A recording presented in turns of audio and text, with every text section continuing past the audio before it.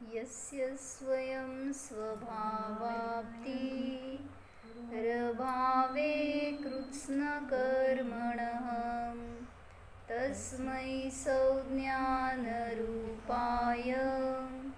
नमोस्तु परमात्मने। जय बोलो पूज्यपाद आचार्य भगवान की जय। इष्टोपदेश नावाचा ग्रंथ आहे, त्याच्यामध्ये काय सांगितलं, असं चालतंय घ्यायला, तर त्यात काय सांगितलं की आपल्याला इष्ट आहे आपलं सुख, कुठं आहे ते सुख, कुठं आहे सुख ओवी, आपल्या फ्रेंड्समध्ये वाटतंय, नाहीतर आपल्याला अजून काय खेळण्यांमध्ये वाटतंय, नाहीतर काय खाण्यापिण्यामध्ये, चॉकलेटमध्ये सुख असतं का नाही सांग, असतं ना। मग मला पण खाल्ल्यावर सुख यायला पाहिजे, ते त्यागी मुनी असतात ते खाल्ल्यावर त्यांना सुख यायला पाहिजे, येतं का नाही येत? जर त्याच्यात सुख असेल तर सगळ्याला सुख यायला पाहिजे, पण आहे का? सगळ्यांचं सुख वेगळ्या वेगळ्या गोष्टींमध्ये। कशात सुख आहे हो? नवऱ्याने आपल्याला चांगलं काय दागिनं आणून दिलं, सुख आहे का नाही हो?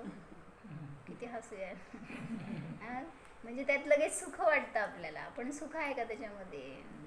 ते तुटलं, हरवलं, कुठं गेलं, नेलं परत, नाही आज तुला चुकून दिलं, तुला नव्हतं द्यायचं, असं वाटलं, म्हटलं तर काय झालं हो? दुःख झालं। म्हणजे मी सुख आणि दुःख मानतोय ना, तर सांगतायत इष्ट काय आहे तुम्हाला, सुख आहे, तर ते कुठं आहे? माझ्यामध्ये आहे। मग तो आत्मा काय आहे त्याला पाहायचंय, तो आत्मा तुम्हाला हवं ते देणार आहे हो। आणि एवढं छान सांगितलं ना मागे एकदा की इतका करुणादायी आहे ना आत्मा तुमचा की तुम्ही जेव्हा बघाल ना तेव्हा देणार सुख।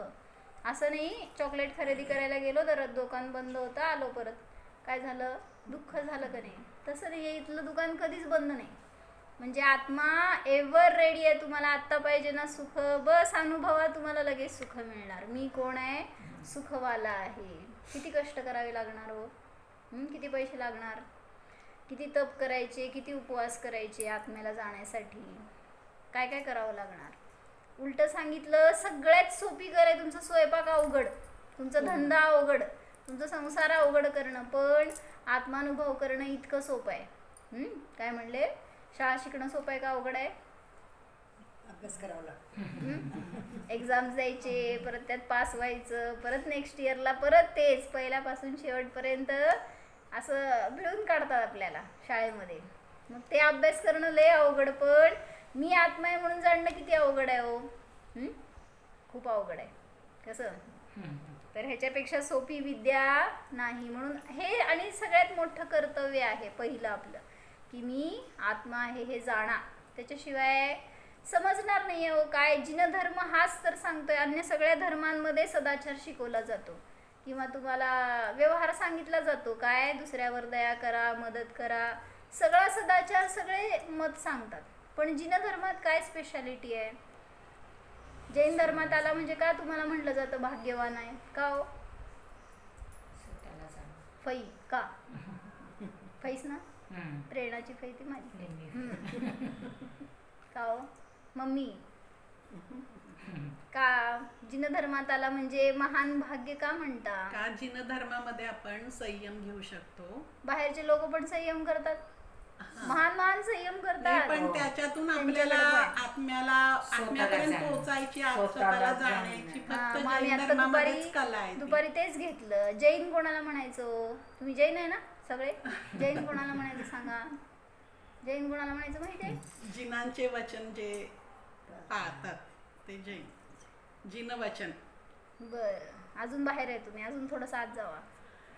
जैन कोणाला म्हणायचं का की? आणि जो स्वतःच्या आतल्या जिनाला जाणतो, जिन आहे ना आत्म्यामध्ये, आत्मा आहे ना आपल्यामध्ये, त्याला जो जाणतो, जो जिंकतो तो जिन म्हणला जातो। मग कोणाला जिंकायचंय? आपल्यामध्ये जे कषाय आहेत, आपल्यामध्ये जे भाव आहेत, जो परदृष्टी जिथं जाते आणि त्याच्यापासून दृष्टी जाऊ दे, दृष्टी काय नाही, पण त्याच्याविषयी जो ममत्व भाव आहे, त्यातली जी आसक्ती आहे, त्याला विभावांना, आपल्या कषायांना, आपल्या कर्मांना, आपल्या इंद्रियांना, आपल्या सगळ्या प्रवृत्तीला, परिणामांना जिंकतो तो जिन। मग हे सगळ्या व्याख्या कोणाच्यात बसल्या? आता आपल्याला माहिती असलेले अरिहंत भगवान, सिद्ध भगवान. मंदिरात कोण बसले सांग ओवी? मंदिरात कोण बसतात माहित आहे?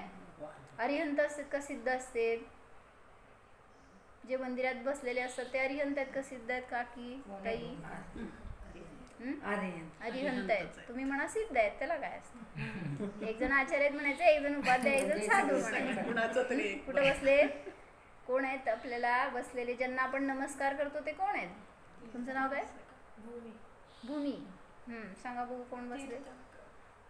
कुठले तीर्थंकर? म्हणजे तीर्थंकर तर अरिहंत पण असतात, सिद्ध पण असतात, आचार्य असतात, उपाध्याय असतात, साधू असतात. तीर्थंकर म्हणजे ज्यांना आपण नमस्कार करतो ते एकच परमेष्ठी आहेत पाच पैकी. कुठले? अरिहंत म्हणायचं त्यांना, ज्यांनी 4 कर्मांचा नाश केलाय, 4 कर्म राहिली आहेत ज्यांची अजून, आणि आता बस सिद्ध होणार आहेत. सिद्धांच्या पूर्वीची स्टेप म्हणजे अरिहंत भगवान. मग त्यांना मी नमस्कार करतोय कशासाठी? कारण त्यांनी या सगळ्या विशेषणांनी सहित आहेत, त्यांनी जिंकले. आणि सिद्धांनी पण जिंकले, सगळ्या 8 कर्मांना ते जिंकलेत. पण स्वभावाला जिंकायचंय हे सांगायचंय. जिन धर्मामध्ये सगळ्यात महत्वाचा उद्देश, प्रयोजन हेच आहे. किंवा अन्य धर्मांपेक्षा जैन धर्मामध्ये ही स्पेशालिटी आहे.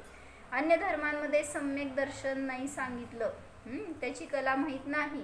तुमच्या धर्मामध्ये सांगितलंय ना, तुमचं भाग्य तुम्ही इथं जन्मला आणि तुमच्या हे कानावर शब्द पडत आहेत. बाहेर त्या इतरांना कोण सांगणार आहे हो आत्म्याला जाणा म्हणून? कुठल्या धर्मात माहितीये शिकवलं असं? सगळे म्हणतात देव महान, देव महान.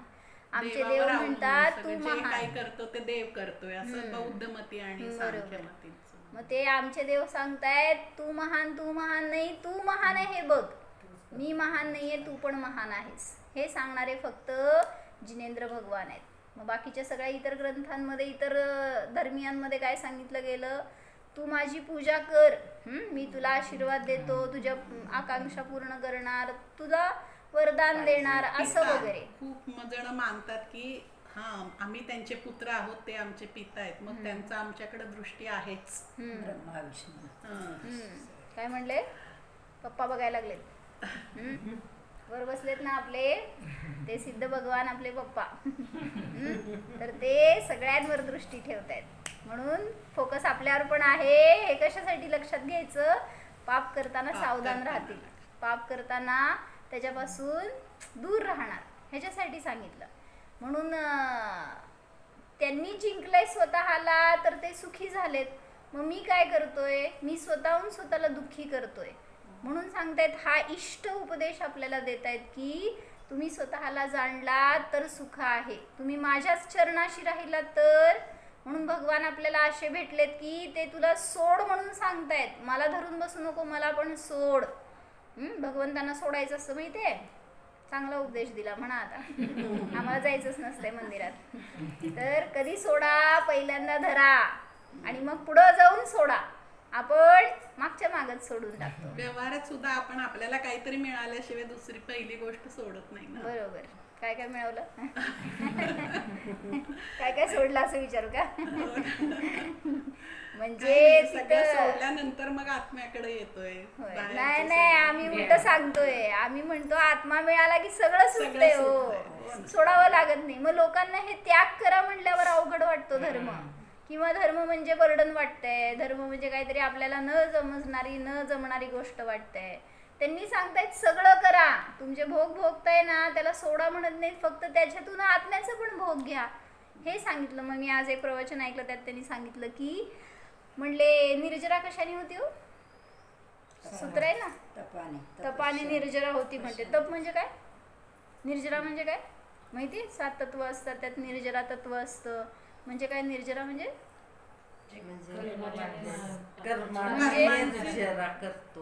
म्हणजे काय? कर्मांची निर्जरा करतो. निर्जरा म्हणजे काय? म्हणजे जेव्हा आपण आत्म्याकडे राहतो ना, तेव्हा ऑटोमॅटिकली सगळ्या गोष्टीतून निर्जरा होत राहते. निर्जरा म्हणजे काय बाबा? कारण आपण कुठलंही काही करत नाही. जेव्हा आत्म्यामध्ये लक्ष देतो ना तेव्हा थांबणे, त्याला म्हणजे संवर. आस्त्रवाला थांबवणे निर्जरा नाही, ते संवर झाला.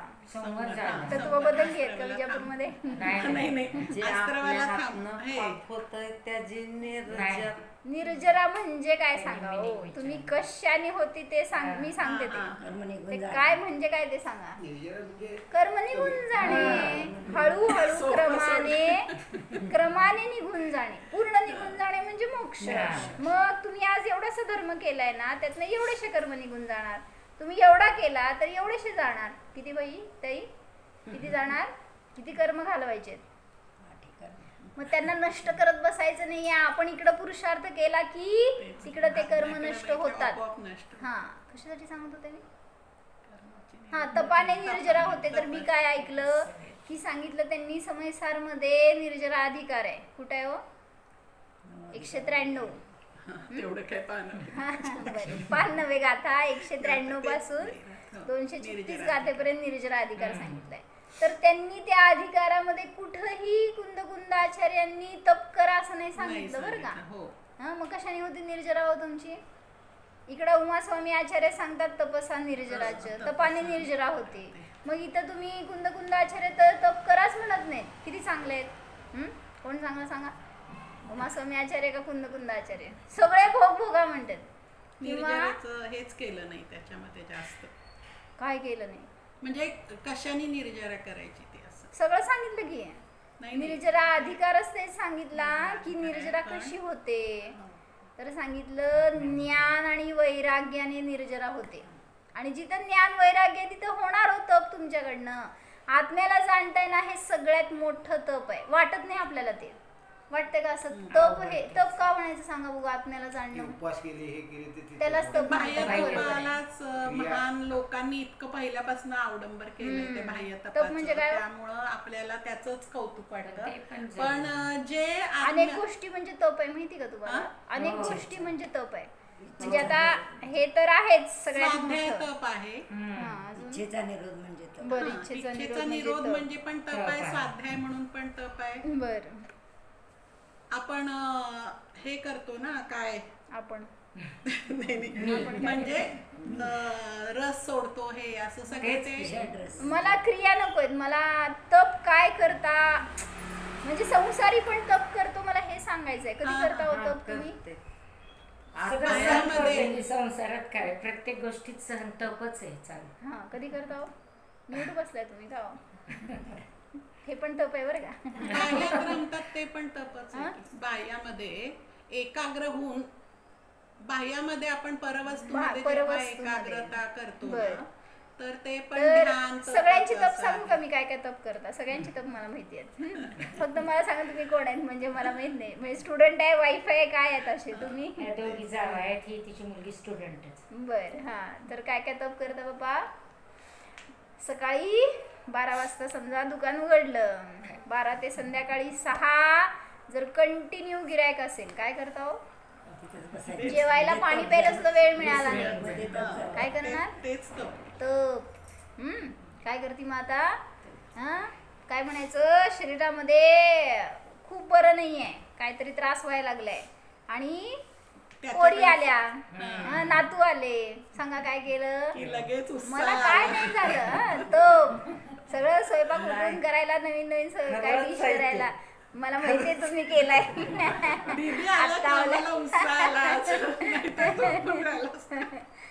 म्हणजे मी फोन केला, मला अजिबात झोप येत नाही.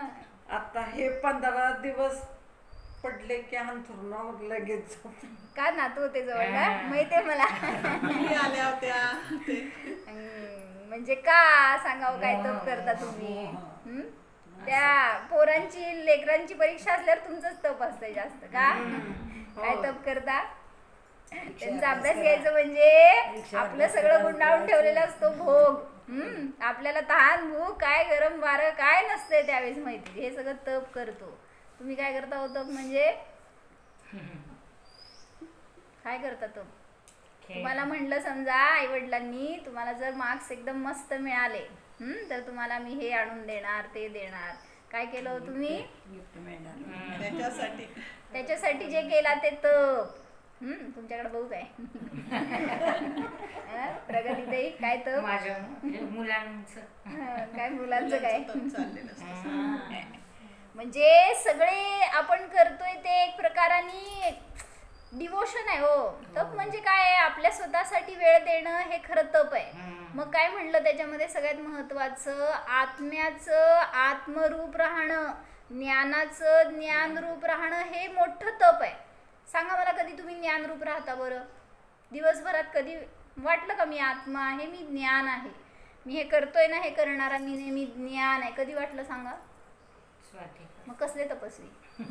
आत्मा ध्यान करतो, चिंतन करतो तेव्हा वाटतं, पण बाकीच्या वेळेस लक्षात येत नाही. मग काय करायचं बाकीच्या वेळेस?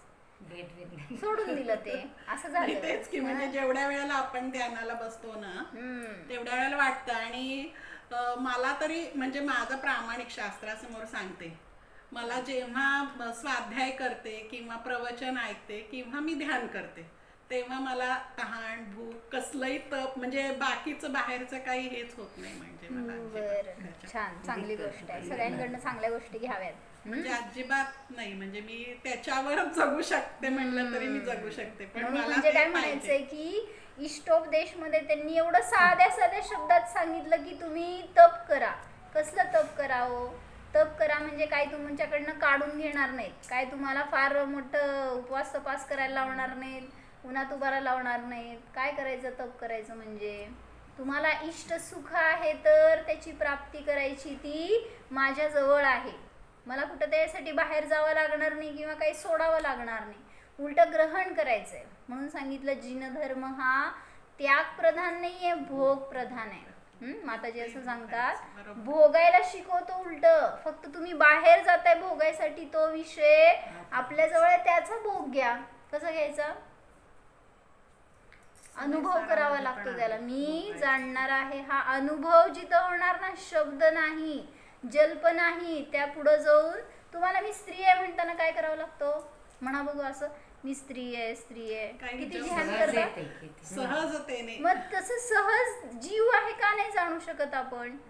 अवघड आहे का? जीव आहे का नाही हो तुम्ही? आणि ते संस्कारच नाहीयेत ना पहिल्यापासून. मग आता करायला पाहिजे. नाव घेतलं की आपल्याला माहितीये की हा मी सीमा लगेच बघतो, पण मला कुणी जीव म्हटलं तर आपलं जात नाही लक्षात. जीव गेलेला असतो आपला.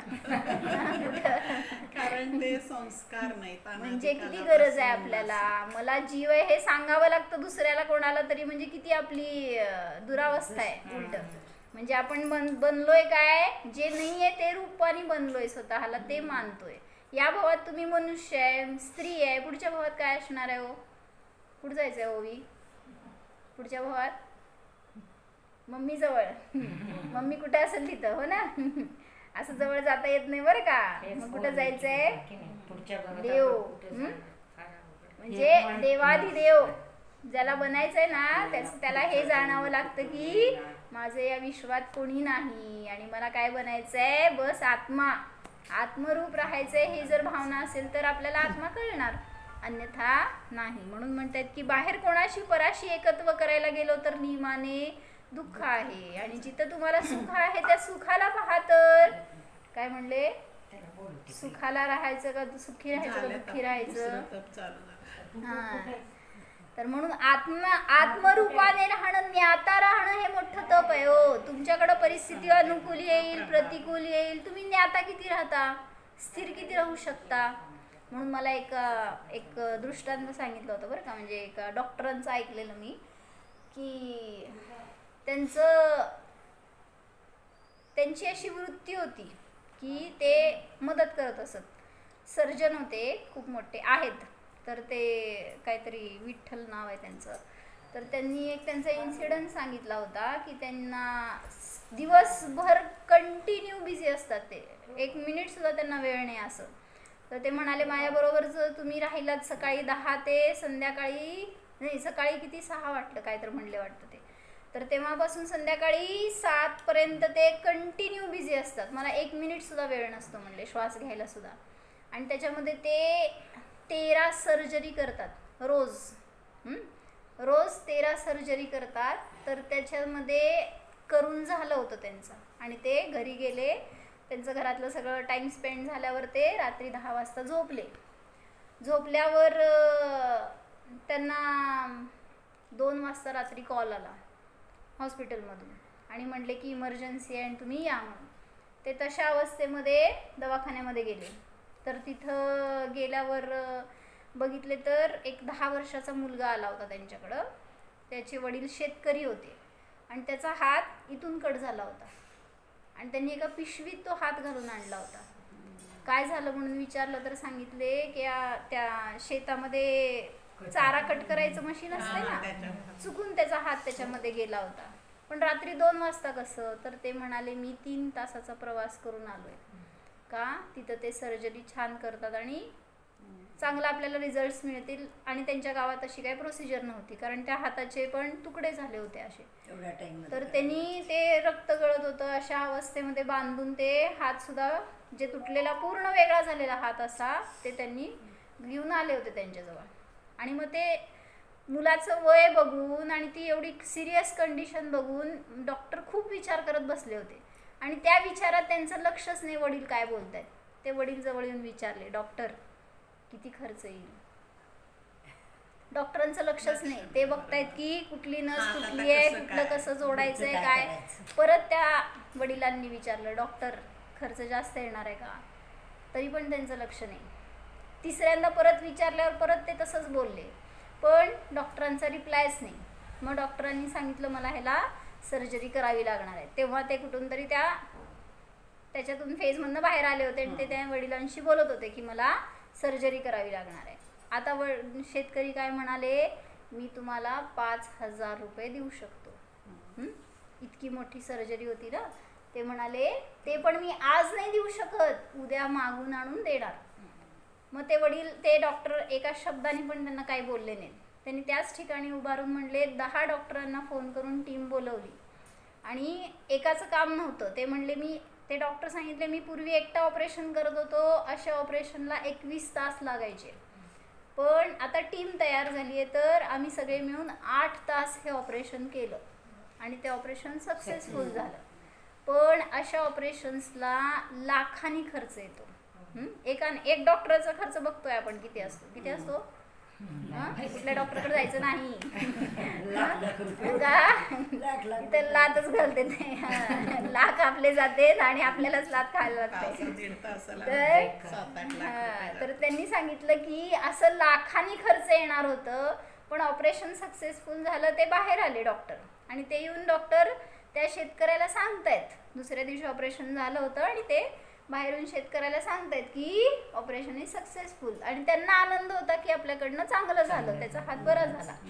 तर या वडिलांना लागलं होतं पैशाचं. त्यांनी आणले आणि 5,000 रुपये त्याच्या हातात ठेवले वडिलांच्या. म्हणले हे घ्या. डॉक्टरांनी बघितच बसले. आता डॉक्टर काय करणार होते कारण 10 जणांचं बिल त्यांना पण ते करायचं होतं आणि हे तर करू शकणार नव्हते. शेतकरी काय करायचं अशा वेळी. डॉक्टर म्हणले राहू दे. शेतकरी त्याच्यावर म्हणला नाही मी देणारच. याला म्हणायचं डिवोशन. म्हणजे कोण चांगलं होतं सांगा बघ मला, डॉक्टर चांगला होता का शेतकरी. म्हणजे दोघे एकमेकांना असे भेटले आणि मग त्या दिवसानंतर त्यांनी बहुतेक असा नियम केला की रोज दिवसातनं 3 सर्जरी ते फ्री करतात. म्हणजे असं एकेकाचं प्रवृत्ती असते. कशासाठी सांगितलं ते आपण म्हणजे डॉक्टरांचं ते किती त्याच्यात मग्न झाले होते त्याच्यामध्ये पण त्यांचं डिवोशन जेवढं ते त्यांचं तपच आहे शेवटी. पण हे सगळं तप आपण पण अनेक वर्षात अनेक जन्मात केलं, अनेक भवात केलं. आई म्हणून तप करत नाही का, वडील म्हणून तप करत नाही का, बहीण भाऊ पत्नी पती सगळे तप करतायत आपल्या आपल्या रोलमध्ये. पण त्या तपाने आपल्याला मोक्ष मिळणार नाही. मग मोक्ष कसं मिळतो दीदी. आपण हवेत उडत असतो. काय आम्ही ना मोक्षाला जाणारच आहे की कसं. आम्ही नाही जाणार तर कोण जाणार असं का. मग तिथं सांगतायत भूमीवर या. काय भूमी म्हणजे जमिनीवर या म्हणून सांगतायत. तुम्ही कुठं उडताय, सगळ्या कल्पनांमध्ये राहतोय. आम्ही तर सिद्ध बनणारच आहे. पण सगळे भोग भोगत असताना जर आत्म्याचा अनुभव नाही घेतला, त्याचा भोग नाही घेतला तर विचारा कसं घ्यायचं. ओवी आत्म्याचा अनुभव कसा घ्यायचा विचार की मी सांगते. म्हणजे जसं आपण स्वतःला ओवी म्हणून जाणतोय तर तसं आपण स्वतःला मी ओवी नाहीये, मी तर जीव आहे असं जाणायचंय. कारण या शरीरात आहे तोपर्यंत तू ओवी आहेस. हे शरीर सुटणार आहे का नाही? तू मरणार आहे का नाही? तिला काय काय घाबरायची लोक तुमच्या घरात मरणार की नाही आपण एक दिवस आफ्टर लॉंग टाइम मरणार ना. तर मेल्यावर हे शरीर आपल्या बरोबर येणार का पुढं? पण तुम्ही तर असणार का नाही पुढं? मग हे शरीर इथंच पडून राहणार आणि जो पुढं जाणार ना तो जीव असतो, तो याच्यापासून वेगळा असतो, या शरीरापासून. मग तिथं जातानाच वेगळा नसतो तर आत्ता पण वेगळा असतो. मग त्या वेगळ्याला जाणायचंय बस. म्हणून आता एक कथा सांगितली होती यांनी जितूबाईंच्या प्रवचनमध्ये ऐकलेली. सांगा. ते राजा गेला ह्याच्यामध्ये जंगलामध्ये. ऐकलं ना? मीच ऐकले फक्त. आतला आता गाडीत लावलेली. तर ते राजा गेला जंगलामध्ये आणि तिथं साधू बसले होते. तर राजाने म्हणला की मला शॉर्टकटमध्ये सांगा भगवान म्हणजे काय आणि मी म्हणजे काय. शॉर्टमध्ये सांगायचं बरं का, मला टाईम नाही लय. तर ते साधू उठले बरं का जागेवरनं. कसं सांगायचं सांगा शॉर्टमध्ये? देव कोण असते तर ओवी? देव कोण असते आणि जीव कोण असतो? म्हणजे मी कोण आहे आणि देव कोण आहे असं सांगा म्हटले. सांगा प्रगतीताई. शॉर्टमध्ये सांगायचं मी कोण आणि देव कोण. मी स्व आणि ते कोण असं नाही. मी म्हणजेच आत्मा, आत्मा म्हणजे देव, जीव. तुम्ही अजून शॉर्ट गेला. त्यांनी जर असं एक्सप्लेनेटरी होते. त्यांनी काय केलं माहिती? ते साधू उठले बरं का जागेवरून आणि त्यांनी त्याच्याच घोड्यावरचं लगाम काढला आणि जोरात मारले त्या राजाला. घोड्याला कशाला मारायचं, पळून जायचं. राजाला मारले. तर राजा बसल्या ठिकाणी ओरडायला लागला, अरे देवा अरे भगवान. बस साधूनी सांगितलं जो अरे म्हणतोय ना तो तू आहेस आणि ज्याला आठवण करतोय ना तो देव आहे. किती शॉर्ट मध्ये कोणाला पाहिजे समजून घ्यायचंय. ज्याला देव कळून घ्यायचंय तो जे आठवण करतोय ना कोणाची तरी म्हणजे तो श्रेष्ठ आहे मान्य, तो आदर्श आहे मान्य, तो शरण आहे मान्य. म्हणजे मला दुःखामध्ये तो आठवतोय तर कोणीतरी स्पेशल आहे. कोणाला बोलवती त्रास व्हायला लागल्यावर? मम्मी. हा आई ग बापरे. आई पण येत नाही बाप पण येत नाही. तर अरे देवा म्हणायचं बरं का. ते पण म्हणायचं नाही. मी आत्मा आहे म्हणायचं तर सगळं दुःख संपतं. म्हणजे आपण असं पराच्या आश्रयाला जातो तर तिथं कुठं सुख मिळणार आहे. म्हणून ध्यानाचा प्रयोग रोज करायचा. कधी करायचा? सकाळी जेव्हा तुमचं काम अजून सुरू व्हायचं असते ना त्याच्या आधी करा. कारण काम सुरू झाल्यावर तुम्ही काय ध्यान करणार माहितीये मला? काय करणार हो? ते म्हणतात की इथं पूजा सुरू झाली सोडा, शिट्टी वाजली सोडा, नाहीतर दूध यायला लागलंय, कुठं ध्यान करणार मग. म्हणून जर असं ज्या टाइमला 6ला उठत असाल ना कामाला 5:30ला उठा आणि तेवढा अर्धा तास इतकं मस्त फ्रेश ध्यान होतं ना. काय म्हणले पप्पा? खरंच 4:30 ते 5:30 काय कधी करायचं? किती करायचं? 5 मिनिटात ध्यान होत नसतं बरं का. तुम्हाला जर एखादं ध्यान लागायला 15-20 मिनिटं एखादं दागिना आणायचंय सांगा किती ध्यान करतो? कधीपासून ध्यान करता? जर म्हणलं समजा कोणी घरातल्यांनी की आपण शॉपिंगला जायचंय बरं का, असं म्हणत नसते माहिती आहे मला, पण आपलं एक पिक्चर मधले असेल स्टोरी तसं म्हणून. नाहीतर माहिती असेल संडे आणि आपण कुठं जाणार आहे असा खरेदीला. किती प्लॅन करता, केव्हापासून करता, चिंतन त्याचं. मग इतक्या वेळ ते ध्यान करू शकता आणि आत्मा तुम्हाला असं 5 मिनिटात कसं मिळणार हो? किती वेळ ध्यान करायचं पाहिजे? मी किती वेळ करायचं सांगा. म्हणजे त्यासाठी थोडं उपयोगाला केंद्रित तर व्हायला पाहिजे का नको? 15-20 मिनिटं तर ते चिंतनात डुबायलाच जातात. म्हणजे सगळ्यांकडे बघून सांगा, मला सांगू ना. म्हणजे मग नंतर कुठंतरी ते जरा चिंतनात इतका आनंद यायला लागतो. सांगा बाप्पा किती वेळ ध्यान करायचं? असं आम्ही बाप्पाला 5 मिनिटात अनुभूती होती. तुमचे वडील. मी बाजू घेईन आपलं, तुम्ही आपलं.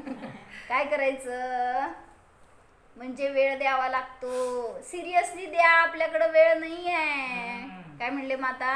वेळच नाही. किती वेळ द्याल ना ह्याच्यासाठी सगळ्यात जास्त वेळ द्या, नाहीतर आकुलता होती हो. नंतर जेव्हा शरीर बोलायला लागतं ना तेव्हा मग आपल्याला ध्यान सुचत नाही.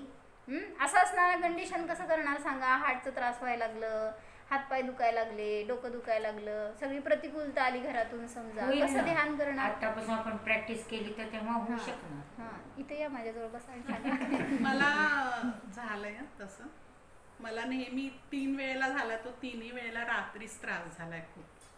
पण मी काही नाही, म्हणजे मला झोपताच येत नव्हतं, इतका त्रास व्हायचा.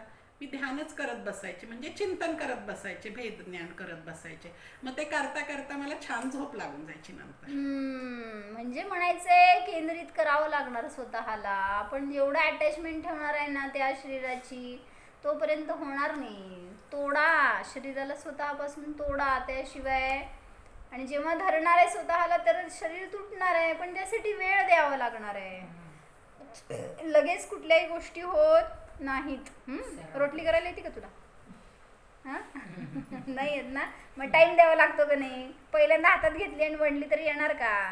म्हणजे त्याला पण प्रॅक्टिस करावं लागते. मग ध्यानाला कशी नाही करावं लागणार हो?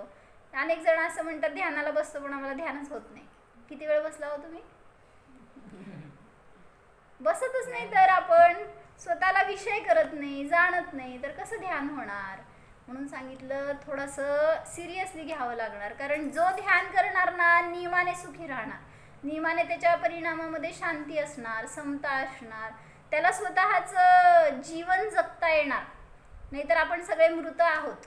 जो कोणी ध्यान करत नाही, जो स्वतःला जाणत नाही ना, मुर्दा आहे म्हणून सांगितलं त्यांनी. आकुलता पण कमी होती. होती ना नक्की. जाणलंय का असं? जाणा तर सुख आहे. काय म्हणले अम्मा? कशाने कमी होणार आकुलता? मी तर सगळ्यापासून भिन्न, सगळे जीव आहे तसं मी जीव आहे, ह्याचं भावभासन करावं लागणार. फ्रेश माइंडने बसायचं. आणि त्याच्यासाठी ध्यानाला कसं बसायचं असतं? सकाळचं फार छान 4:30 वाजता किंवा 4ला जे बसते ना, एक असं बाहेरचं काही एवढं पण येत नाही त्याच्यामध्ये. नुसतं आपलं आत्म्याचं चिंतन. सांगा की तिकडे पण सांगा दोघांना. खूप छान. अगदी म्हणजे मला तो आनंद, ज्याला एकदा समजला ना तो अनुभव, त्याला बसला ना जरी, म्हणजे अनेकांचं बघितलं बरं का, असं त्यांचंच नाही, मला त्यांचा दोष नाही सांगायचा. म्हणजे बसते तुटून ध्यानाला, ते प्रामाणिकपणे बसते. सुरुवातीला सगळ्यांनाच तसं होतं. थांबा की जरा असं सुरुवातीला ध्यानाला म्हणून बसते, पण जागे असतात का झोपलेले असतात माहित नसते. आणि आपण आपलं म्हणायचं किती चांगलं ध्यान करतंय. म्हणजे तुमचं तुम्हाला फायदा होणार आहे. मला सांगायचं नाही, दाखवायचं नाहीये, पण तुम्ही सिरियसली ध्यान केलं तर तुम्हाला आनंद मिळणार आहे. आणि शेवटी अनुभव आहे काय, त्याच्या पुढे आपण काय बोलू शकत. मला पहिल्यांदा सुरुवातीला, म्हणजे अजूनही मधून कधीतरी असं 5 मिनिटं पण अशी झोप लागल्यासारखी असते, पण कळतंय आपण झोपलोय पण, आणि ते ज्ञान म्हणजे आपलं चालू आहे ते पण कळतंय. मी असं कितीदा तरी जितूबाईंना विचारलं, जितूबाई मग ते म्हणजे काय असतंय असं. म्हणून पहिल्यांदा करणार ना आपण ध्यान, तर त्याच्यानंतर इतकं फ्रेश होतो, मग किती वेळ पण आपण बसू शकतो. मग आता माताजी पण त्यागी असतात, ते काय करतात, जेवण झाल्यावर, आता आहार झाल्यावर 12 वाजता सामायिकाला बसायचं असतं. मग जेवण झालं तुम्ही काय करता हो? म्हणा की एक जण तर ध्यान करता, झोपतो म्हणतात. त्यागी काय करतात त्या दरम्यान? सामायिक करतात. त्यांना झोप येत नाही का हो? येत असते की. शरीर आहे ते आपल्यासारखंच आहे, पण उपयोग लावतात परत होते.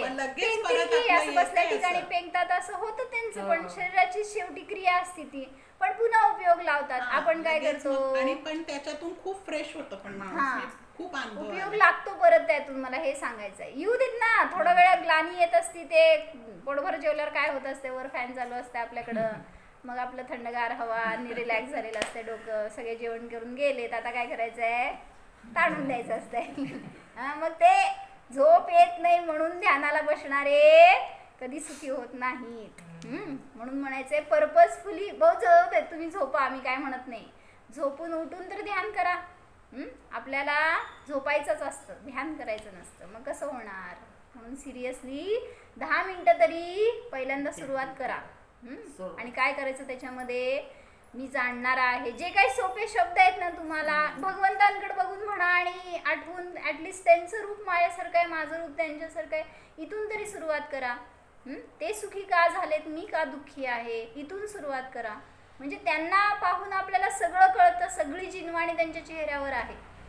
हे एवढे सगळे मोठे ग्रंथ वाचायची पण गरज नाही. मग त्यासाठी वाचायला पाहिजे, पण तरी ध्यानासाठी म्हणून आपण हे सुरुवात हे वाचल्याशिवाय ध्यानाला विषय पण नसतात, चिंतनाला विषयच मिळत नाहीत ना.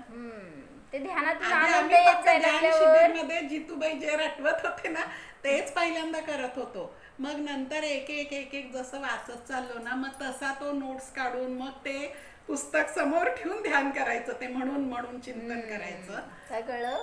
स्वाध्याय वाढला तर ध्यानाला विषय मिळतो, ध्यानाला स्थिरता मिळते, म्हणून स्वाध्याय समय सारामध्ये पण आता त्यांनी ज्या तो क्लास आमचा झाला ना की मग त्याच्यातलं काय आपल्याला वाटतं ना मग तेवढा तो पॉइंट लिहून ठेवते मी आणि मग तोच म्हणायचा मग चिंतनात ध्यानाला बसलं. चिंतन पण शुभ भाव आहेत, म्हणून चिंतनाच्या पुढे जाऊन आत्म्याचा अनुभव कसा करावा लागणार?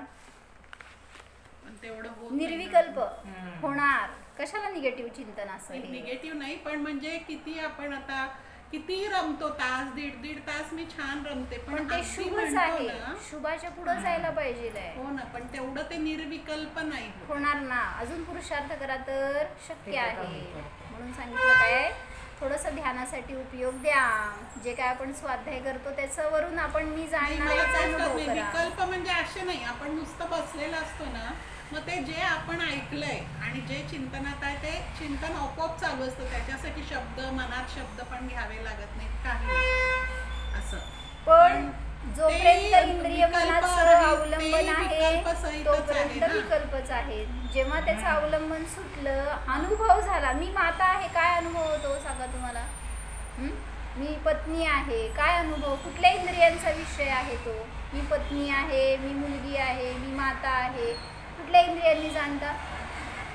मग तसं इंद्रियांचा विषय नाही जीव सुद्धा.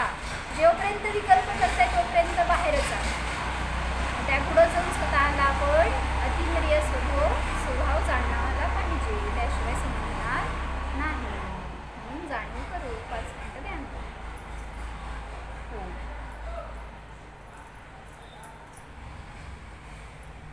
डाव्या हातावर उजवा हात ठेवा, ताठ बसा, परस्पराला स्पर्श न करता बसा. जाणा शरीरापासून सर्वथा भिन्न असणाऱ्या शुद्ध आत्म्याला जाणा. स्वतःला जीव पहा. मी स्त्री नाहीच, मी मनुष्य नाहीच. मी कोण आहे? शब्द ऐकणारा पण मी नाहीच. डोळ्याने पाहणे हा देखील माझा स्वभाव नाहीच. कोण आहे मी? या सर्वापासून भिन्न हा मी जाणणारा आत्मा आहे, जीव आहे, सोल आहे.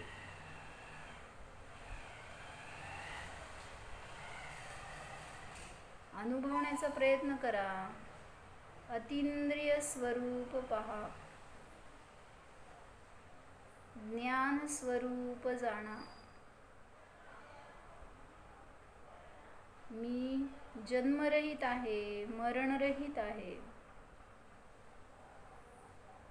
भूक तहान रहित आहे, रोग शोक रहित आहे. बस प्रसन्न आहे, आनंद स्वरूप आहे. या जगात, या घरात, या पर्यायात माझा कोणीही सगा संबंधी नाहीच.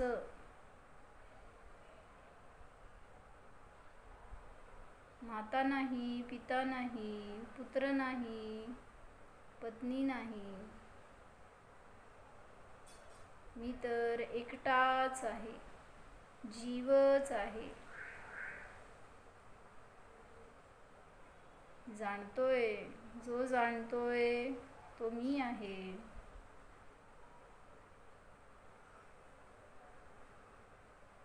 ज्ञाता मात्र स्वरूपोऽहम्. निर्विकल्पस्वरूपोऽहम्